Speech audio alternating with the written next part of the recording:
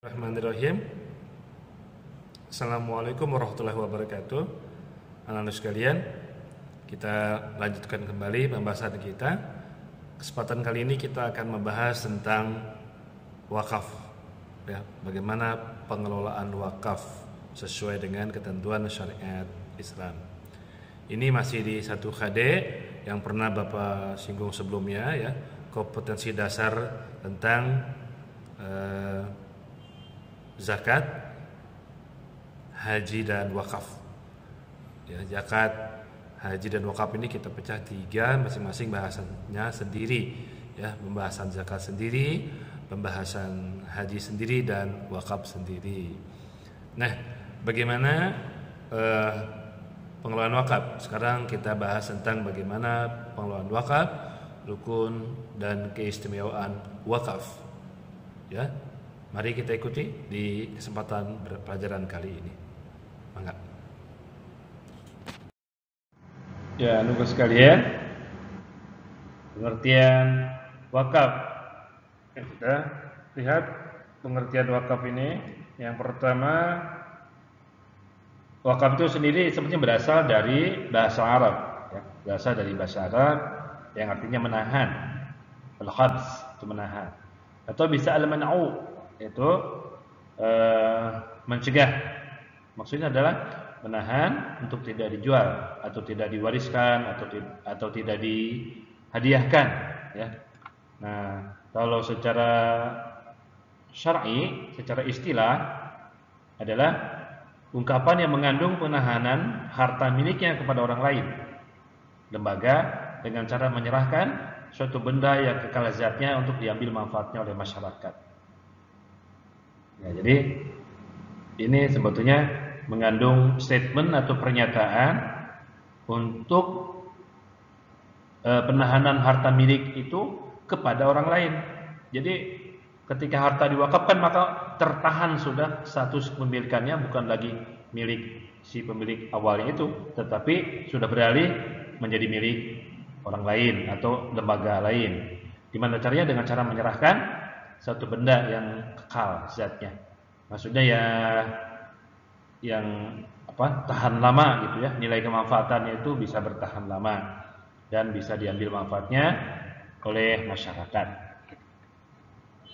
A'udzubillahi minasyaitonirrajim. Bismillahirrahmanirrahim. Ini surat Al-Imran ayat 92. Ayat ini menjelaskan tentang wakaf. Ayatnya berbunyi, A'udzubillahi minasyaitonirrajim. Bismillahirrahmanirrahim.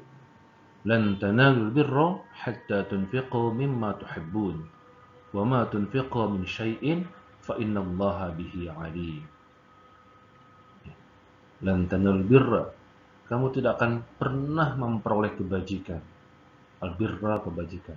Hatta tunfiqu, sehingga kamu atau sebelum kamu menginfakkan mimma tuhibbun, sebagian harta yang kamu cintai. Wa ma tunfiqu min syai'in fa innallaha bihi 'alim.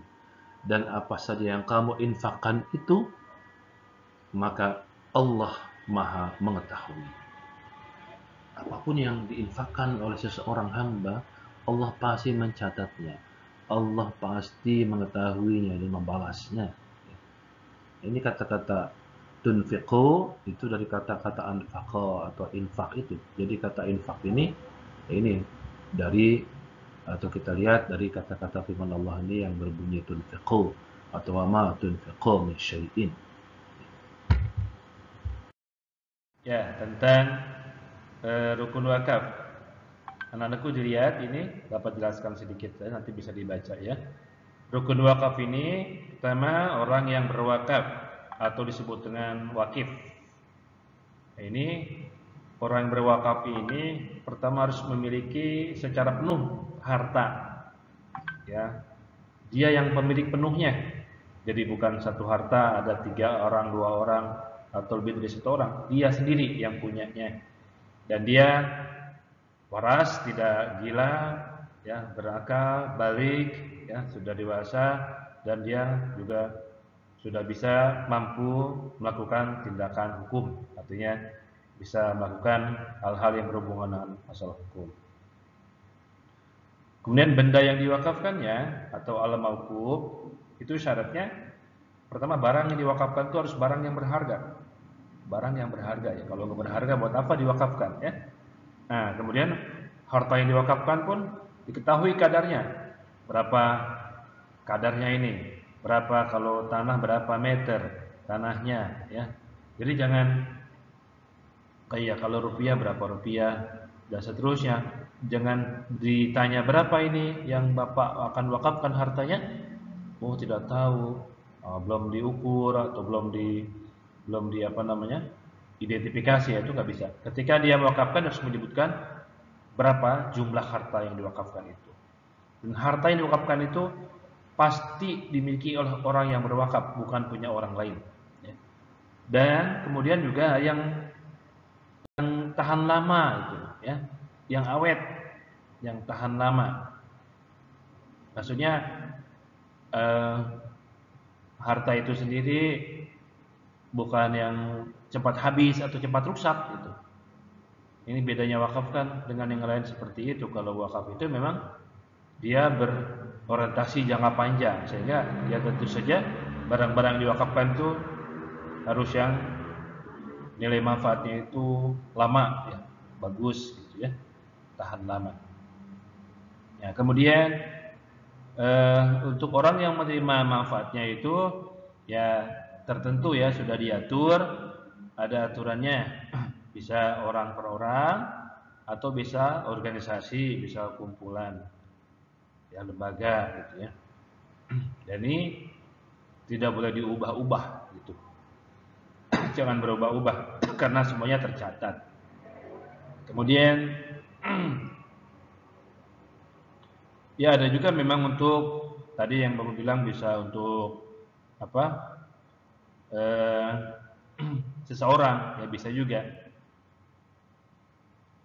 Untuk orang miskin, untuk fakir, tempat ibadah ya boleh juga. Gitu ya. Kemudian lafaz atau ikrar wakaf itu betul-betul harus menunjukkan apa namanya ta'bid ya. Ta'bid itu jangan ada jangka tertentu, jangan ada waktu tertentu. Saya wakafkan ini untuk jangka waktu sebulan, nggak bisa begitu. Karena wakaf ini memang sifatnya abadi. Ya. Wakaf ini sifatnya abadi. Ya.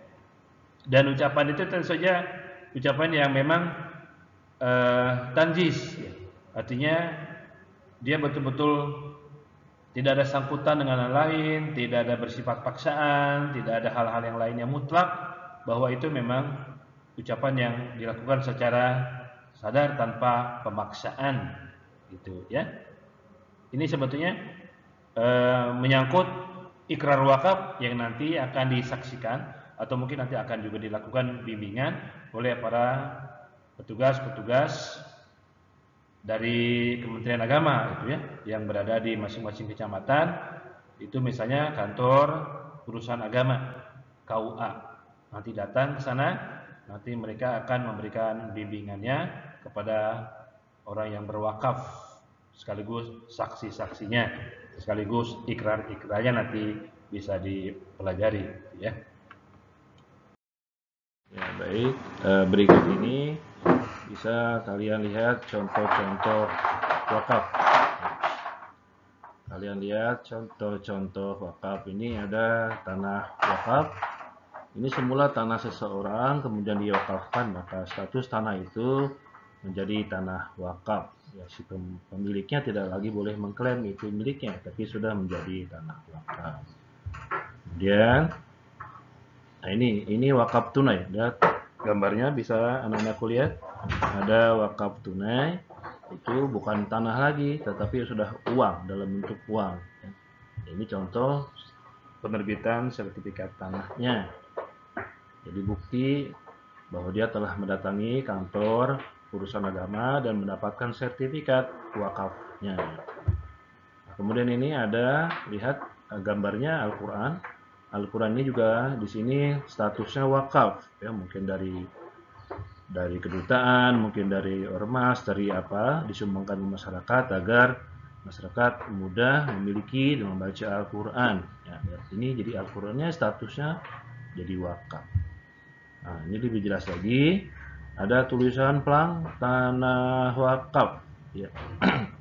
Kalian bisa lihat tulisannya besar, ada tanah wakaf Masjid As-Salafiyah.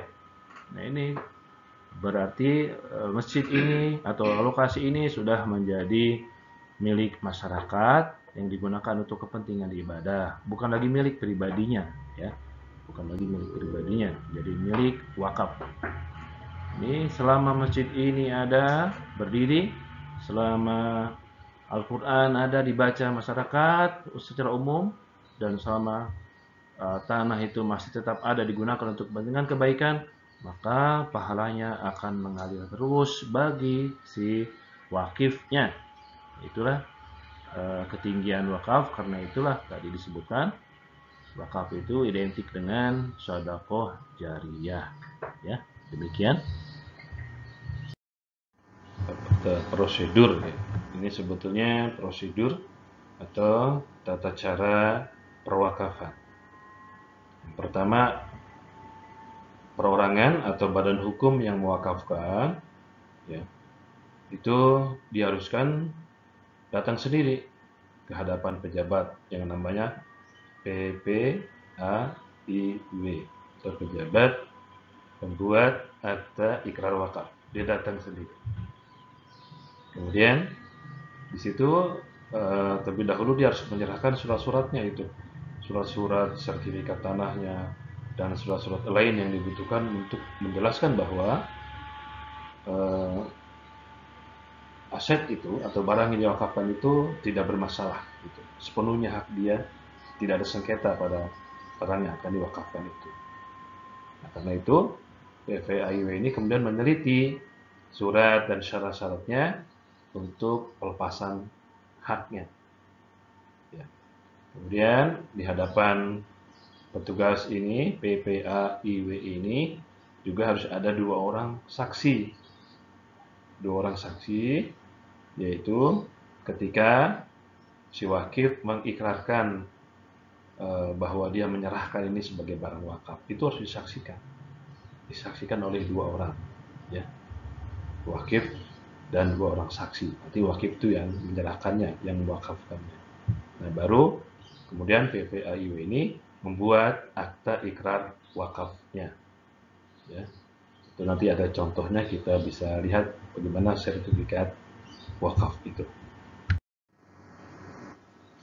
Apa perlunya sertifikasi tanah wakaf? Ya, sebetulnya ini sangat penting, diperlukan. Kenapa? Karena sertifikasi wakaf itu untuk pertama ya tertib administrasi, ya. Jadi punya kepastian hukum apabila terjadi sengketa atau apapun, sudah kuat status hukumnya, sudah jelas gitu. Misalnya ada keluarga yang memprotesnya karena tidak mengetahuinya, maka sebetulnya dengan menunjukkan sertifikasi tanah wakaf ini, sertifikat ini, maka kepastian hukum menjadi lebih jelas. Kemudian juga sertifikasi ini sebetulnya kuat, kenapa? Karena dilakukan secara bersama-sama oleh Kementerian Agama, ya. Oleh Kementerian Agama dan Badan Pertanahan Nasional atau BPN. Proses sertifikasi ini juga dibebankan kepada anggaran Kementerian Agama. Ya, yang tidak kalah pentingnya adalah harus diketahui kewajiban atau tugas dari seorang nazir. Nazir itu artinya petugas pengelola wakaf itu. Ini penting. Apa saja? Yang pertama, melakukan pengadministrasian harta benda wakaf. Jadi nazir ini melakukan bentuk-bentuk kegiatan administrasi. Kemudian mengelola dan mengembangkan harta benda wakaf sesuai dengan tujuan, fungsi, dan peruntukannya. Dia bertanggung jawab, jangan sampai harta wakaf itu hilang atau berkurang. Boleh dikelola, boleh dikembangkan. Boleh dikelola, boleh dikembangkan. Itu tugas nazir. Kemudian juga mengawasi dan melindungi harta benda wakaf itu. Dan juga melaporkan pelaksanaan tugas kepada Badan Wakaf Indonesia. Ya, ada namanya Badan Wakaf Indonesia. Ini selain tugas-tugas tersebut, sebetulnya karena dia memenuhi kewajibannya, maka si nazir ini memperoleh haknya juga. Boleh dia mendapatkan haknya. Apa haknya? Nazir berhak menerima imbalan. Ya. Nazir berhak menerima imbalan dari hasil bersih atas pengelolaan dan pengembangan harta benda wakaf. Tapi ingat, besarannya tidak boleh lebih dari 10%. Kemudian dia juga boleh menggunakan fasilitas dengan persetujuan dari kantor. Ya, kantor apa? Kantor kepala kantor Kementerian Agama di tingkat kabupaten atau di kota. Ya, kalau di tingkat kecamatan itu namanya kantor urusan agama. Nah, itu nanti dapat persetujuan ya dari KUA setempat.